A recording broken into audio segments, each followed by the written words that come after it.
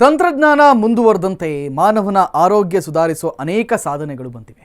ಅವು ಇಡೀ ದಿನವೂ ಕೂಡ ಮಾನವನ ದೇಹದ ಮೇಲೆ ನಿಗಾ ಇರಿಸುತ್ತವೆ. ಇತ್ತೀಚೆಗೆ ಝೊಮ್ಯಾಟೊ ಸಂಸ್ಥಾಪಕ ದೀಪೇಂದ್ರ ಗೋಯಲ್ ಧರಿಸಿದ್ದಂಥ ಮೆದುಳಿನ ಮೇಲೆ ನಿಗಾ ಇರಿಸುವಂಥ ಟೆಂಪಲ್ ಅನ್ನುವಂಥ ಪುಟ್ಟ ಸಾಧನ ಎಲ್ಲರ ಗಮನವನ್ನು ಸೆಳೆತಾ ಇದೆ. ಹೃದಯ, ಮೆದುಳು ಮಾನವನ ದೇಹದ ಸೂಕ್ಷ್ಮ ಅಂಗಗಳಾಗಿದ್ದು ಕೆಲವೇ ದಿನಗಳಲ್ಲಿ ಇವೆರಡರ ಮೇಲೆ ಸಂಪೂರ್ಣ ನಿಗಾ ಇಡುವಂತಹ ಸಾಧನಗಳು ಮಾರುಕಟ್ಟೆಗೆ ಬರಲಿವೆ ಎನ್ನಲಾಗ್ತಾ ಇದೆ.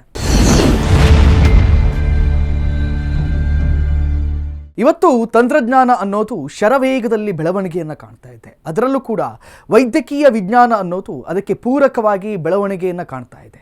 ಅದರ ಭಾಗವಾಗಿ ಮನುಷ್ಯ ಧರಿಸಬಹುದಾದಂಥ ನಾನಾ ರೀತಿಯ ಎಲೆಕ್ಟ್ರಾನಿಕ್ ಗ್ಯಾಜೆಟ್ಗಳು ಪ್ರತಿದಿನವೂ ಕೂಡ ಮಾರುಕಟ್ಟೆಗೆ ಬರ್ತಾ ಇವೆ. ಅವುಗಳನ್ನು ಧರಿಸಿದರೆ ಅವು ದಿನದ 24 ಗಂಟೆಯೂ ಮನುಷ್ಯನ ದೇಹದ ಸ್ಥಿತಿಗಳನ್ನು ಟ್ರ್ಯಾಕ್ ಮಾಡುತ್ತವೆ. ಇಂತಹ ಗ್ಯಾಜೆಟ್ಗಳಿಗೆ ಈಗ ದೊಡ್ಡ ಬೇಡಿಕೆಯೂ ಕೂಡ ಇದೆ. ಅಕಸ್ಮಾತ್ ಯಾವುದೇ ಸೆಲೆಬ್ರಿಟಿ ಹೊಸ ರೀತಿಯ ಸಾಧನವನ್ನು ಧರಿಸಿದರೆ ಜನರ ಕಣ್ಣು, ಕ್ಯಾಮರಾ ಕಣ್ಣು ಎಲ್ಲವೂ ಕೂಡ ಆ ಸಾಧನ ಮೇಲೆ ಬೀಳುತ್ತೆ. ಅದೇ ರೀತಿ ಈಗ ಹೊಸ ಸಾಧನವಂತೂ ಸಖತ್ ಟಾಕ್ ಕ್ರಿಯೇಟ್ ಮಾಡ್ತಿದೆ. ಇದೇ ಜನವರಿ 5ರಂದು ಖ್ಯಾತ ಝೊಮ್ಯಾಟೊ ಸಂಸ್ಥಾಪಕ ದೀಪೇಂದರ್ ಗೋಯಲ್ ಇವೆಂಟ್ ಒಂದರಲ್ಲಿ ಒಂದು ಸಣ್ಣದಾದಂಥ ಗ್ಯಾಜೆಟನ್ನು ತಮ್ಮ ಹಣೆಯ ಎಡಭಾಗಕ್ಕೆ ಅಂಟಿಸ್ಕೊಂಡಿದ್ರು. ದೂರದಿಂದ ನೋಡಿದರೆ ಯಾವುದೋ ಕೀಟ ಕೂತಿದೆ ಅನ್ನೋ ರೀತಿ ಕಾಣ್ತಾ ಇತ್ತು. ಆ ಗ್ಯಾಜೆಟ್ ಅದು ಕ್ಯಾಮರಾ ಕಣ್ಣಲ್ಲಿ ಸೆರೆಯಾಗಿದ್ದೇ ತಡ ಅದೇನೋ ಅನ್ನೋವಂಥ ಚರ್ಚೆ ಸೋಷಿಯಲ್ ಮೀಡಿಯಾದಲ್ಲಿ ಜೋರಾಯಿತು. ಅದರ ಬಗ್ಗೆ ಜನ ನಾನಾ ರೀತಿಯಲ್ಲಿ ಮಾತಾಡೋಕ್ಕೆ ಶುರು ಮಾಡಿದರು. ಅಸಲಿಗೆ ದೀಪೇಂದರ್ ಗೋಯಲ್ ಧರಿಸಿದ್ದಂಥ ಆ ಗ್ಯಾಜೆಟ್ ಹೆಸರು ಟೆಂಪಲ್. ಝೊಮ್ಯಾಟೊ ಸಂಸ್ಥಾಪಕ ಗೋಯಲ್ ಧರಿಸಿದ್ದಂಥ ಟೆಂಪಲ್ ಅನ್ನೋ ಪುಟ್ಟ ಸಾಧನ ಮೆದುಳಿನ ಆರೋಗ್ಯದ ಮೇಲೆ ನಿಗಾ ಇಡುತ್ತೆ. ಇದು ಮೆದುಳಿನ ರಕ್ತ ಸಂಚಲನವನ್ನು ಗಮನಿಸಿ ಅದರಲ್ಲೇನಾದರೂ ಏರುಪೇರು ಕಂಡು ಬಂದರೆ ತಕ್ಷಣ ಎಚ್ಚರಿಕೆಯನ್ನು ನೀಡುತ್ತೆ. ಇದರಿಂದ ಮುಂದಾಗುವಂಥ ಅಪಾಯವನ್ನು ತಪ್ಪಿಸಬಹುದು. ಕೇಂದ್ರ ಸರ್ಕಾರ ಆಯುಷ್ಮಾನ್ ಭಾರತ್ ಡಿಜಿಟಲ್ ಮಿಷನ್ ಅಡಿಯಲ್ಲಿ ಇಂತಹ ಉಪಕರಣಗಳ ತಯಾರಿಕೆಗೆ ಒತ್ತು ನೀಡಿದೆ. ಇದನ್ನು ಒಂದು ಮಹತ್ವದ ಹೆಜ್ಜೆ ಎನ್ನಲಾಗ್ತಾ ಇದ್ದು ನಾಗರಿಕರ ಆರೋಗ್ಯ ರಕ್ಷಣೆಗೆ ಸಹಕಾರಿ ಎನ್ನಲಾಗ್ತಾ ಇದೆ. ಈ ಟೆಂಪಲ್ ಅನ್ನೋದು ಚಿಕ್ಕ ಸಾಧನವಾಗಿದ್ದರೂ ಕೂಡ ಅದು ಮಹತ್ವದ ಕೆಲಸವನ್ನು ಮಾಡುತ್ತೆ. ಸೋಷಿಯಲ್ ಮೀಡಿಯಾದಲ್ಲಿ ಸದ್ದು ಮಾಡ್ತಾ ಇರುವಂಥ ಟೆಂಪಲ್ ಅನ್ನೋ ಸಾಧನ ಮೆದುಳಿನ ರಕ್ತ ಚಲನೆಗೆ ಮೇಲೆ ಸತತವಾಗಿ ನಿಗಾವನ್ನು ಇಡುತ್ತೆ. ನಾವು ಧರಿಸುವಂಥ ಹೆಡ್ಫೋನ್ನಷ್ಟೇ ಗಾತ್ರದಲ್ಲಿರುವಂಥ ಈ ಉಪಕರಣ ಇದು ಮೆದುಳಿನ ರಕ್ತ ಪರಿಚಲನೆಯನ್ನು ಗಮನಿಸೋದರ ಜೊತೆಗೆ ಮೆದುಳಿನಲ್ಲಿ ಆಗುವಂಥ ಏರುಪೇರುಗಳನ್ನು ಕ್ಷಣಾರ್ಧದಲ್ಲಿ ಗ್ರಹಿಸುತ್ತೆ. ಮೆದುಳಿನ ಯಾವ ಭಾಗದಲ್ಲಿ ಏನಾಗಿದೆ ಅನ್ನೋದರ ನಿಖರ ಮಾಹಿತಿಯನ್ನು ಆ ಉಪಕರಣವನ್ನು ಬಳಸೋ ವ್ಯಕ್ತಿಯ ಮೊಬೈಲ್ಗೆ ಅಲರ್ಟ್ ರೂಪದಲ್ಲಿ ರವಾನಿಸುತ್ತೆ. ಕೂಡಲೇ ಆ ವ್ಯಕ್ತಿ ವೈದ್ಯರನ್ನು ಸಂಪರ್ಕಿಸಿ ಮುಂದಾಗುವಂಥ ಅಪಾಯವನ್ನು ತಡಿಬಹುದಾಗಿದೆ. ಇನ್ನು ಈಗಿನ ಲೈಫ್ ಸ್ಟೈಲ್ನ ಪರಿಣಾಮ ಈಗ ಕೇವಲ ವಯಸ್ಸಾದವರಲ್ಲಿ ಮಾತ್ರವಲ್ಲ, ಮಧ್ಯವಯಸ್ಕರು, ಮಕ್ಕಳಲ್ಲೂ ಸಹ ಸ್ಟ್ರೋಕ್, ಹೃದ್ರೋಗದಂಥ ಗಂಭೀರ ಆರೋಗ್ಯ ಸಮಸ್ಯೆಗಳು ಕಾಣಿಸಿಕೊಳ್ತಾ ಇವೆ. ಇದರ ಹಿಂದಿನ ಕಾರಣಗಳನ್ನು ಹುಡುಕೋದು ಒಂದು ಕಡೆಯಾದರೆ ಮತ್ತೊಂದು ಕಡೆ ಇಂಥ ಸಮಸ್ಯೆಗಳಿಂದ ಜನರನ್ನು ಕಾಪಾಡೋದು ಹೇಗೆ ಅನ್ನೋದರ ಬಗ್ಗೆ ಪ್ರಯೋಗಗಳು ನಡೀತಿವೆ. ಇಂಥ ಸಂದರ್ಭದಲ್ಲಿ ನಾನಾ ರೀತಿಯ ಉಪಕರಣಗಳು ಮಾರುಕಟ್ಟೆಗೆ ಬರೋಕೆ ಸಜ್ಜಾಗಿವೆ. ಇದಕ್ಕಾಗಿ ಕೇಂದ್ರ ಸರ್ಕಾರ ಆಯುಷ್ಮಾನ್ ಭಾರತ್ ಡಿಜಿಟಲ್ ಮಿಷನ್ ಅನ್ನೋ ವೇದಿಕೆಯನ್ನು ರೂಪಿಸಿ ಅದರಡಿ ಭಾರತದ ಅನೇಕ ಕಂಪನಿಗಳು, ವೈದ್ಯರು, ಸಂಸ್ಥೆಗಳನ್ನು ಒಂದು ಕಡೆ ಸೇರಿಸಿದೆ. ಈ ಕಡೆ ಜನರ ಆರೋಗ್ಯ ಕಾಪಾಡೋಕೆ ನಾನಾ ರೀತಿಯ ಪ್ಲಾನ್ ರೂಪಿಸ್ತಾ ಇದೆ. ಜನರ ಹೃದಯ, ಶ್ವಾಸಕೋಶ, ಕಿಡ್ನಿ, ಮೆದುಳಿನ ಮೇಲೆ ಸತತ ನಿಗಾ ಇಟ್ಟು ಅಲ್ಲೇನಾದರೂ ವ್ಯತ್ಯಾಸಗಳು ಕಂಡು ಬಂದರೆ ಅದನ್ನು ಜನರ ಗಮನಕ್ಕೆ ತರುವಂತಹ ಸಾಧನಗಳ ತಯಾರಿಸೋ ಯೋಜನೆಗೆ ಕೈ ಹಾಕಿದೆ. ಈ ಯೋಜನೆಯಡಿ ಭಾರವಿಲ್ಲದ, ಅತಿ ಚಿಕ್ಕದಾದ, ಜನರು ಸುಲಭವಾಗಿ ಧರಿಸಬಹುದಾದಂಥ ಉಪಕರಣಗಳು ತಯಾರಾಗಬೇಕು. ಜೊತೆಗೆ ಅವು ಸಂಗ್ರಹಿಸುವಂಥ ಡೇಟಾ ನೇರವಾಗಿ ರೋಗಿಗೆ ಹಾಗೂ ಆತನ ವೈದ್ಯರಿಗೆ ನೇರವಾಗಿ ಲಭ್ಯವಾಗಬೇಕು. ಆ ರೀತಿಯ ಸಾಧನಗಳ ತಯಾರಿಕೆಗೆ ಪ್ರಯತ್ನ ನಡೀತಾ ಇದೆ. ಜನರಲ್ಲಿ ಹೃದಯದ ಸಮಸ್ಯೆಗಳು ಇತ್ತೀಚೆಗೆ ಹೆಚ್ಚಾಗ್ತಿರೋದ್ರಿಂದ ಹೃದಯದ ಕಾರ್ಯದ ಮೇಲೆ ನಿರಂತರವಾಗಿ ಗಮನವಿಡುವಂಥ ಹಾಗೂ ದಿನದ 24 ಗಂಟೆಯು ನಿರಂತರವಾಗಿ ಹೃದಯದ ECG ಮಾಡುವಂಥ ಉಪಕರಣಗಳು ಈಗಾಗಲೇ ಮಾರುಕಟ್ಟೆಗೆ ಬಂದಿವೆ.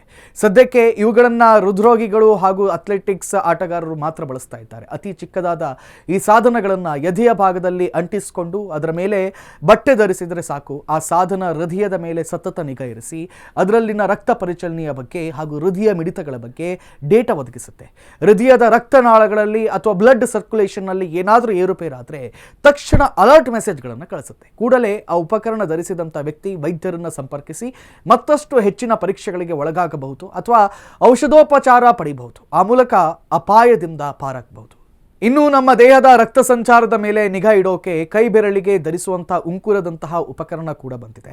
ಇದನ್ನು ಸ್ಮಾರ್ಟ್ ರಿಂಗ್ ಅಂತಾರೆ. ಇದು ಸಾಮಾನ್ಯವಾಗಿ ಬಂಗಾರದ ಉಂಗುರದಂತೆ ಕಾಣುತ್ತೆ. ಇದನ್ನೇ ಬೆರಳಿಗೆ ಧರಿಸೋದ್ರಿಂದ ಅದು ಶರೀರದ ರಕ್ತ ಪರಿಚಲನೆ, ರಕ್ತದಲ್ಲಿನ ಆಮ್ಲಜನಕದ ಮಟ್ಟ ಹಾಗೂ ಹೃದಯ ಬಡಿತದಲ್ಲಿನ ವ್ಯತ್ಯಾಸಗಳ ಬಗ್ಗೆ ಮಾಹಿತಿಯನ್ನು ರವಾನಿಸುತ್ತೆ. ಇವುಗಳನ್ನು ಉಂಗುರದಂತೆ ನೇರವಾಗಿ ಕೈ ಬೆರಳಿಗೆ ಧರಿಸಬಹುದಾಗಿರೋದ್ರಿಂದ ಇವು ಜನರ ಗಮನಕ್ಕೂ ಕೂಡ ಬರುವುದಿಲ್ಲ. ಇನ್ನು ಜನರ ಉಸಿರಾಟದ ಮೇಲೆ ಗಮನವಿಡೋ ಸ್ಮಾರ್ಟ್ ಗ್ಯಾಜೆಟ್ಗಳು ಕೂಡ ಮಾರುಕಟ್ಟೆಗೆ ಬಂದಿವೆ. ಶ್ವಾಸಕೋಶ ಅನ್ನೋದು ಮನುಷ್ಯನ ದೇಹದ ಅತಿ ಸೂಕ್ಷ್ಮ ಅಂಗ. ಮಾನವನ ಉಸಿರಾಟಕ್ಕೆ ಇವು ಸಹಾಯ ಮಾಡುತ್ತವೆ. ಕಲುಷಿತ ಗಾಳಿ, ರೋಗಾಣುಗಳ ಕಾರಣಕ್ಕೆ ಅತಿ ಸುಲಭವಾಗಿ ಶ್ವಾಸಕೋಶಗಳು ರೋಗಕ್ಕೆ ತುತ್ತಾಗುತ್ತವೆ. ಇನ್ನು ಭಾರತದಲ್ಲಿ ಇಡೀ ವಿಶ್ವದಲ್ಲೇ ಹೆಚ್ಚು ಅಸ್ತಮ ರೋಗಿಗಳು ಇದ್ದಾರೆ. ಹಾಗಾಗಿ ಭಾರತವನ್ನು ವಿಶ್ವದ ಅಸ್ತಮ ರಾಜಧಾನಿ ಅಂತಲೂ ಕೂಡ ಕರೀತಾರೆ. ಹಾಗಾಗಿ ಅಸ್ತಮ ರೋಗಿಗಳ ಉಸಿರಾಟ ಹಾಗೂ ಅವರ ಶ್ವಾಸಕೋಶದ ಆರೋಗ್ಯವನ್ನು ಸತತವಾಗಿ ಗಮನಿಸುವಂತಹ ಸಾಧನಗಳು ಕೂಡ ಶೀಘ್ರದಲ್ಲೇ ಮಾರುಕಟ್ಟೆಗೆ ಬರಲಿವೆ. ಸದ್ಯ ಈ ಕೆಲಸವನ್ನು ಮಾಡೋ ಸ್ಮಾರ್ಟ್ ಪ್ಯಾಚ್ ಗಳೆಂಬ ಸಾಧನಗಳು ಮಾರುಕಟ್ಟೆಯಲ್ಲಿ ಲಭ್ಯವಿದೆ. ಇದು ಮನುಷ್ಯರ ಶ್ವಾಸಕೋಶಗಳ ಆರೋಗ್ಯ, ಅವುಗಳ ಕಾರ್ಯವನ್ನು ಸತತವಾಗಿ ಗಮನಿಸುತ್ತವೆ ಹಾಗೂ ಉಸಿರಾಡುವಂಥ ಗಾಳಿಯ ಗುಣಮಟ್ಟವನ್ನು ಸಹ ದಾಖಲಿಸುತ್ತವೆ. ಆದರೆ ಈ ಎಲೆಕ್ಟ್ರಾನಿಕ್ ಉಪಕರಣಗಳ ಮೇಲೆ ಸಂಪೂರ್ಣವಾಗಿ ಡಿಪೆಂಡ್ ಆಗೋಕ್ಕೂ ಕೂಡ ಸಾಧ್ಯವಿಲ್ಲ. ಈಗಾಗಲೇ ಸ್ಮಾರ್ಟ್ ವಾಚ್ಗಳು ಹಾಗೂ ಬ್ಯಾಂಡ್ಗಳಲ್ಲಿ ಮನುಷ್ಯರ ಬಿಪಿ, ರಕ್ತದಲ್ಲಿನ ಆಮ್ಲಜನಕ ಪ್ರಮಾಣವನ್ನು ರಿಯಲ್ ಟೈಮ್ನಲ್ಲಿ ತಿಳಿಸುವಂಥ ಆ್ಯಪ್ಗಳನ್ನು ಅಳವಡಿಸಲಾಗ್ತಾ ಇದೆ. ಜೊತೆಗೆ ನಮ್ಮಲ್ಲಿ ದೇಹದ ಅಂಗಾಂಗಗಳ ಮೇಲೆ ಸತತವಾಗಿ ನಿಗಾವಹಿಸುವಂಥ ಸಾಧನಗಳು ಕೂಡ ಬಂದಿವೆ. ಆದರೆ ಇವ್ಯಾವುದೂ ಕೂಡ ವೈದ್ಯಕೀಯ ಸಾಧನಗಳಲ್ಲ. ಹಾಗಾಗಿ ಇವು ಕೊಡುವಂಥ ಮಾಹಿತಿ ನಿಖರ ಅಂತ ಹೇಳೋಕ್ಕಾಗಲ್ಲ. ಈಗಾಗಲೇ ಝೊಮ್ಯಾಟೊ ಸಂಸ್ಥಾಪಕ ಗೋಯಲ್ ಪ್ರದರ್ಶಿಸಿರುವಂತಹ ಮೆದುಳಿನ ರಕ್ತ ಪರಿಶೀಲನೆ ಮೇಲೆ ನಿಗಾ ಇಡುವಂತಹ ಉಪಕರಣವಾದಂತಹ ಟೆಂಪಲ್ ಬಗ್ಗೆ ವೈದ್ಯರು ವಾರ್ನಿಂಗ್ ನೀಡಿದ್ದಾರೆ. ದೇಹದ ಮೇಲೆ ಅಳವಡಿಸಿಕೊಳ್ಳುವಂಥ ಯಾವುದೇ ಸಾಧನಗಳು ದೇಹದ ಒಳಗಿನ ಮೆದುಳಿನ ಆರೋಗ್ಯವನ್ನು ನಿಖರವಾಗಿ ತಿಳಿಸೋಕೆ ಸಾಧ್ಯವಿಲ್ಲ ಅಂತ ಡಾಕ್ಟರ್ಸ್ ವಾರ್ನ್ ಮಾಡಿದ್ದಾರೆ. ಹಾಗಾಗಿ ಆಧುನಿಕ ಉಪಕರಣಗಳು ನೀಡುವಂಥ ಮಾಹಿತಿಗೂ ಆಸ್ಪತ್ರೆ ಲ್ಯಾಬ್ಗಳಲ್ಲಿ ಉಪಯೋಗಿಸುವಂಥ ವೈದ್ಯಕೀಯ ಉಪಕರಣಗಳು ನೀಡುವಂಥ ಮಾಹಿತಿಯ ನಿಖರತೆಯಲ್ಲಿ ಬಹಳಷ್ಟು ವ್ಯತ್ಯಾಸಗಳಿರುತ್ತವೆ. ಕೆಲವು ಅಧ್ಯಯನಗಳ ಪ್ರಕಾರ ಮೈ ಮೇಲೆ ಧರಿಸಬಹುದಾದಂಥ ಉಪಕರಣಗಳ ಮಾಹಿತಿಗೂ ವೈದ್ಯಕೀಯ ಸಲಕರಣೆಗಳಿಗೂ ನೀಡುವ ಮಾಹಿತಿಗಳಿಗೂ ಸುಮಾರು 80ರಿಂದ 99% ವ್ಯತ್ಯಾಸಗಳಿರುತ್ತಂತೆ. ಜೊತೆಗೆ ವ್ಯಕ್ತಿಯಿಂದ ವ್ಯಕ್ತಿಗೆ ದೇಹದ ಮೇಲೆ ಧರಿಸುವ ಉಪಕರಣಗಳು ಕೊಡೋ ಮಾಹಿತಿಯು ಕೂಡ ವ್ಯತ್ಯಾಸವಾಗಬಹುದು. ಅದಕ್ಕೆ ಕಾರಣ ಚರ್ಮದ ದಪ್ಪ, ಚರ್ಮದ ಟೋನ್, ಚರ್ಮದ ಸಂವೇದನಾ ಗುಣಮಟ್ಟ ಇವೆಲ್ಲವೂ ಕೂಡ ಮನುಷ್ಯನಿಂದ ಮನುಷ್ಯನಿಗೆ ಬೇರೆ ಬೇರೆಯಾಗಿರುತ್ತವೆ. ಜೊತೆಗೆ ಎಂತಹುದೇ ತಾಂತ್ರಿಕ ಸಾಧನ ಆದರೂ ಅದು ತಪ್ಪು ಮಾಹಿತಿ ನೀಡೋ ಸಾಧ್ಯತೆ ಹೆಚ್ಚಾಗಿರುತ್ತೆ. ಈ ಹಿಂದೆ ದೇಹದ ಮೇಲೆ ಧರಿಸಬಹುದಾದಂಥ ಸಾಧನಗಳು ಅನೇಕ ಬಾರಿ ತಪ್ಪು ಮಾಹಿತಿಯನ್ನು ನೀಡಿದ ಉದಾಹರಣೆಗಳು ಕೂಡ ಇವೆ. ಹಾಗಾಗಿ ಯಾವುದೇ ಸಾಧನಗಳ ಮೇಲೆ ಡಿಪೆಂಡ್ ಆಗಿ ನೀವೇ ಸ್ವತಂತ್ರ ನಿರ್ಧಾರವನ್ನು ಕೈಗೊಳ್ಳೋ ಮುನ್ನ ಡಾಕ್ಟರ್ ಸಲಹೆ ಪಡೆಯೋದು ಉತ್ತಮ.